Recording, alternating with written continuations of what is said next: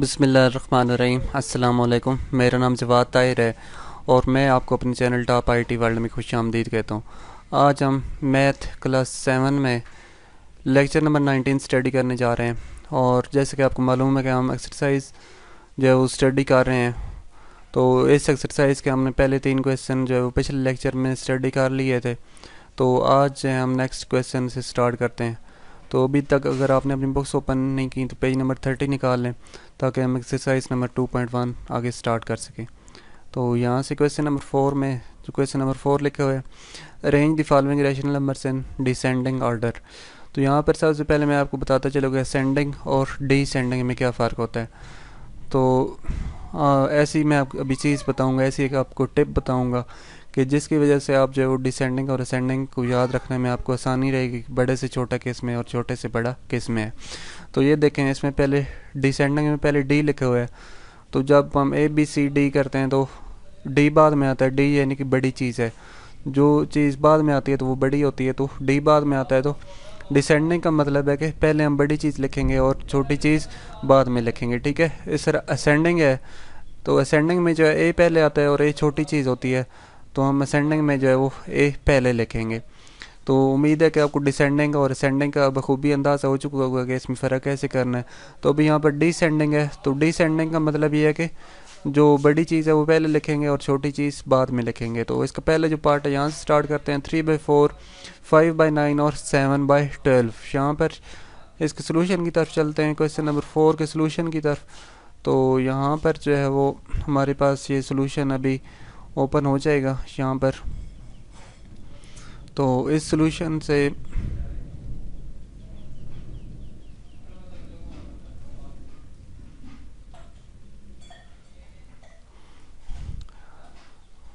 तो जैसे कि आपको मालूम है कि जब हमने पिछले क्वेश्चन किए हैं 1 2 3, तो मैंने आपको बताया था कि एक ही फॉर्म में जो है सारे नंबर्स को कन्वर्ट करना, सारे रैशनल नंबर्स को एक ही फॉर्म में कन्वर्ट करना ज़रूरी होता है।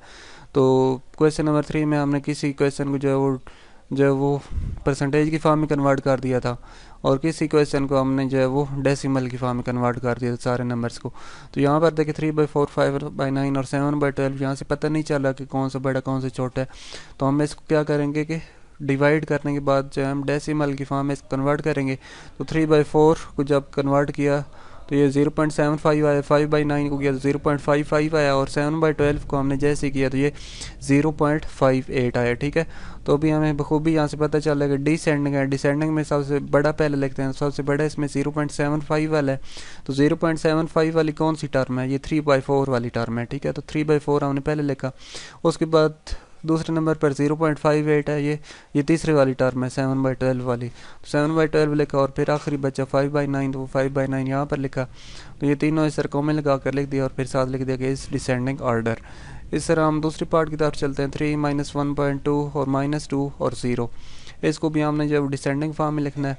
तो डिसेंडिंग में सबसे बड़ा जो है पहले आता है, तो 3 पहले लिखा, उसके बाद जो है वो 0 लिखा और उसके बाद -1.2 और -2 लिख दिया।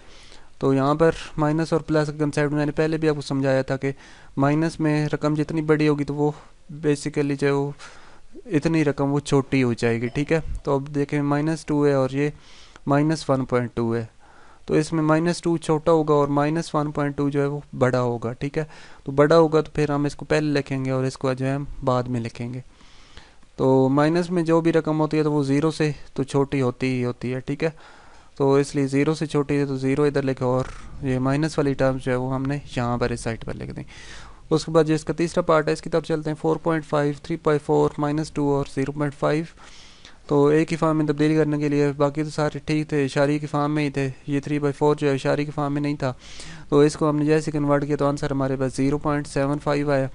तो अब इसमें से हम देखेंगे कौन सी चीज़, कौन सी रकम जो है वो बड़ी है। तो पता चल रहा है कि 4.5 बड़ा है तो वो पहले लिखा। उसके बाद जो है वो 0.75 वाली रकम बढ़ी है तो 3/4 लिखा। उसके बाद 0.5 लिखा और -2.0 इधर लिखा।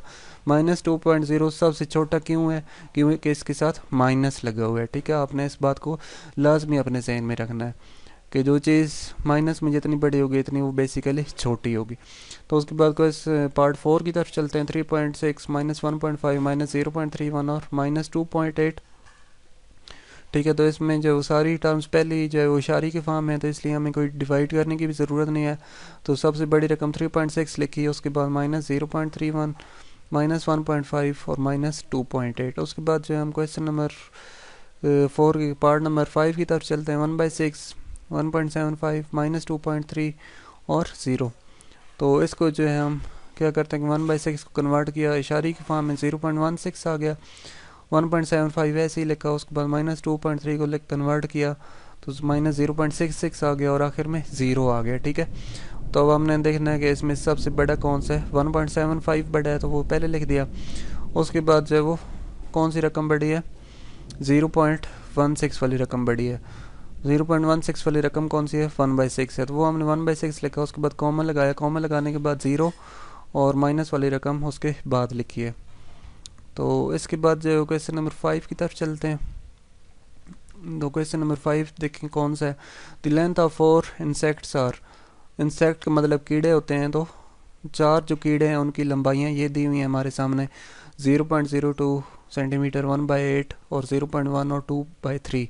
Arrange the length in ascending order. अब इसमें असेंडिंग आ गया। असेंडिंग का मतलब ये है कि सबसे पहले छोटी रकम लिखेंगे और उसके बाद बड़ी बढ़ाते जाएंगे इस तरह।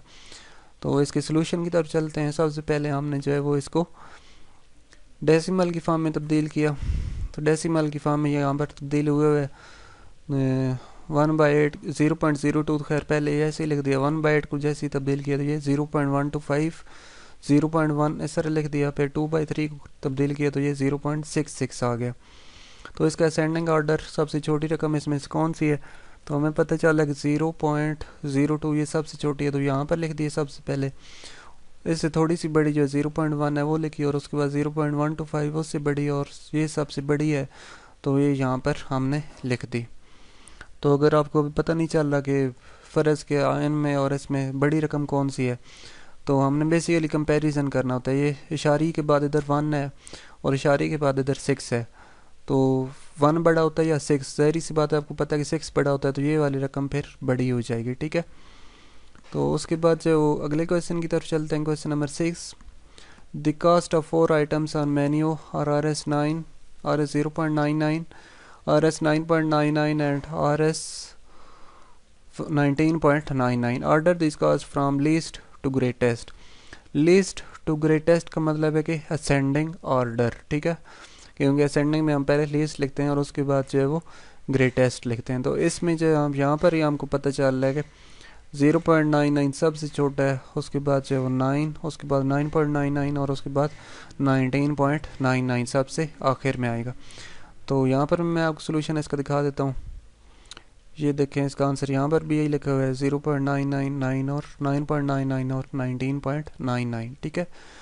तो इसके बाद अगले क्वेश्चन की तरफ चलते हैं। क्वेश्चन नंबर 7, एमन एंड सारा प्ले डॉट्स।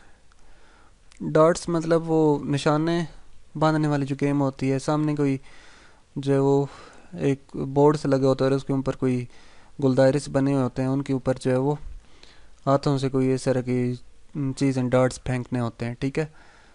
तो वो एमन और सारा वो खेल रहे थे, तो उन्होंने कितने डॉट्स हैं वो सही लगाए और कितने सही नहीं लगाए, तो उसके बारे में है।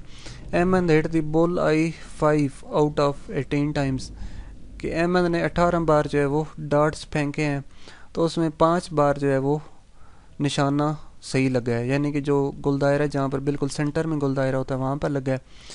और सारा missed the bull I 4 out of 15, तो सारा की जो है वो 4 डॉट्स जो है वो मिस हुए हैं। 4 डॉट मिस हुए यानी कि 11 जो है वो लगे हैं। 15 में से 4 जब हम निकाले तो 11 बच गए हैं, तो 11 लगे हैं और 4 मिस हुए हैं, तो वो 11/15 आ जाएगा। हु प्लेड बेटर, तो हमने बताना है कि कौन से बंदे ने जो है वो ज़्यादा अच्छी तरीके से खेला है।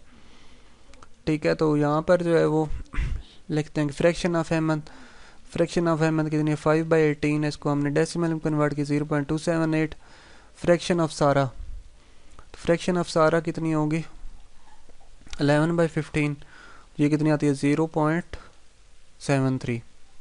सॉरी, ये यहाँ से ऊपर से भी ये देखना है। अहमद फ्रैक्शन 5/18, सारा फ्रैक्शन 15 - 4/15 और 11/15, क्योंकि 4 डाटा उसके मिस हुए तो 15 में से तो जो सही डॉट्स लगे हैं वो 11 लगे हैं, तो 11/15, ठीक है। तो इसमें से 0.278 बड़ा है या 0.73 बड़ा है। तो अब देखो हमने ये कंपेयर करना है, इधर देखिए 7 है और इधर 2 है, तो ये नीचे वाली रकम जो है वो बड़ी हो जाएगी, और ये बड़ी रकम किसकी, ये सारा की है। तो हमने इसलिए लिखा कि as 11/15 is greater than 5/18, therefore Sara played better, कि सारा जो है वो बेहतर खेली है। तो उसके बाद जो है वो आज के लेक्चर को हम यहाँ पर जो है वो इख्तिताम करते हैं। ये क्वेश्चन नंबर 8, 9 और 10 जो है वो कल हम सॉल्व करेंगे। उम्मीद है कि आपको आज का लेक्चर जो समझ आ चुका, अगर फिर भी आपको समझ नहीं आया तो वीडियो कमेंट सेक्शन में कमेंट करके पूछ सकते हैं या मुझे डायरेक्टली मैसेज करके पूछ सकते हैं। वीडियो के एंड पे मैं आपसे कहूँगा मेरे चैनल टॉप IT वर्ल्ड को लाजमी सब्सक्राइब कर दें और बेल आइकन पर प्रेस कर दें ताकि आपको नए आने वाले लेक्चर्स की अपडेट मिल सके। तो मिलते हैं नेक्स्ट लेक्चर के साथ। गुड बाय एंड अल्लाह हाफिज़।